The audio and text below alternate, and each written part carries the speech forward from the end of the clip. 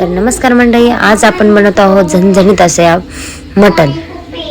त्यासाठी आपण अगोदर मटण घेतलेले आहे. त्याला मी स्वच्छ असे 2 पाण्याने धुवून घेतलेले आहे. आता त्यामध्ये आपण चवीनुसार हळद, मीठ व कट केलेली कोथिंबीर टाकूयात. सर्वप्रथम गॅस चालू करूयात. आपण त्यावर कुकर ठेवूयात. त्यामध्ये तेल ऍड करूयात.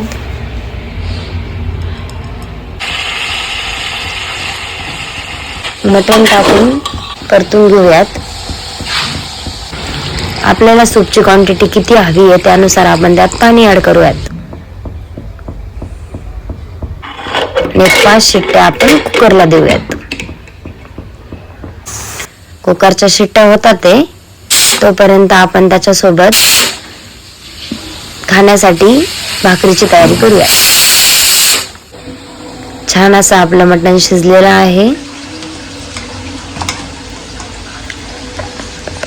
तर तुम्ही बघू शकता किती छान असं आपलं मटण शिजलेलं आहे. 5 शिट्ट्यामध्ये पूर्णपणे मटण शिजतं. छान असं मटण शिजलेलं आहे. आता आपण कांदा भाजूयात. वाटण तयार करूयात आपण आता आपल्या भाजी बनवण्यासाठी. मस्त असा लालसर कलर येऊपर्यंत आपण भाजून घेऊयात. तयार केलेले वाटण आपण मिक्सर मधून बारीक काढूयात. मला त्यामध्ये गिरवी जास्त हवी आहे त्यामुळे मी त्यामध्ये फुटाणे ऍड करत आहे. तुमच्याकडे नसेल तर तुम्ही डाळ पण ऍड करू शकता. आपल्याला पाहिजे ते साहित्य आपण घेतलेले आहे. आता आपण कढईमध्ये तेल टाकून घेऊयात. सर्वप्रथम कोथिंबीर ही तेलामध्येच टाकायची. मस्त अशी टेस्ट येते भाजीला. आपले घरगुती मसाले त्यामध्ये ऍड करायचे. आपण तयार केलेले वाटण त्यामध्ये टाकून मस्त असे तेल सुटेपर्यंत परतून घेऊयात. तुम्ही बघू शकता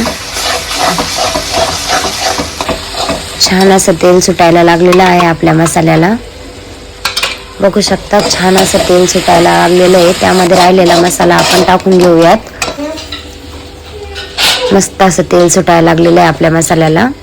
त्यामध्ये आपण आता आपले मटण ऍड करूयात आणि मस्त असं त्याला मिक्स करून घेऊयात.